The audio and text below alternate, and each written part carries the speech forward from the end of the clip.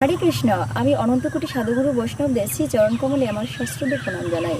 তো আজকের ভিডিওর মাধ্যমে আমি জানাবো যে আমরা কোন সময়ে কোন শব্দটি উচ্চারণ করব। যেমন আমরা দুঃস্বপ্ন দেখলে কোন ভগবানের কোন নাম স্মরণ করব, আমরা যানবাহনে যখন চলাচল করব তখন ভগবানের কোন নাম স্মরণ করব, মৃত্যুর সংবাদ শুনলে কোন নাম স্মরণ করব।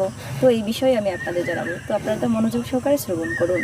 তো এই বিষয়ে শাস্ত্রে বলা হয়েছে যে কামতারণায় আমরা স্মরণ করব মদন মোহনায় নমঃ। ভগবানের আর এক নাম যেহেতু মদন মোহন, তাই ভগবানের মদন মোহন নাম স্মরণ করব। দ্বিতীয় আসি যানবাহনে, আমরা যখন যানবাহনে চলাচল করব তখন নৃসিংহদেবের নাম স্মরণ করব। এবং তৃতীয় আসি দুঃস্বপ্ন দেখলে, আমরা যখন দুঃস্বপ্ন দেখি তখন আমরা স্মরণ করব বাসুদেবায় নমঃ। চতুর্থ আসি আহারের সময়, আমরা যখন খাবার গ্রহণ করি তখন আমরা বলবো জনার্দনায় নমঃ। তারপরে পঞ্চমাসী দুঃখ আসলে বলবো আমরা শ্রীকৃষ্ণায় নমঃ। এবং ষষ্ঠ ঔষধ সেবনের সময় আমরা বলবো ওং মধুসূদনায় নমঃ।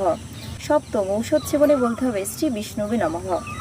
অষ্টম আনন্দের সময় বলতে হবে হরি হরি বল।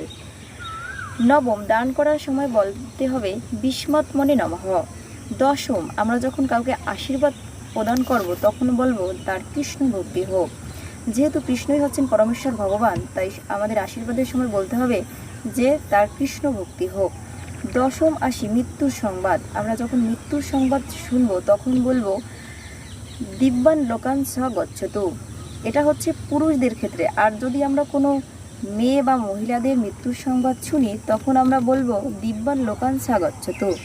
তো এই ছিল আমার আজকের ভিডিওটি যদি তোমাদের ভালো লাগে অবশ্যই সঙ্গে থাকবে এবং ভিডিওটির নিকটাত্মীয়দের নিকটে বেশি বেশি করে শেয়ার করবে, যাতে তারাও এই বিষয়ে অবগত হতে পারে এবং এই দুর্লভ মনুষ্য জন্মকে সার্থক করে অন্তিমে ভগবানের দিব্য আলয় ভগবান ধামে ফিরে যেতে পারে।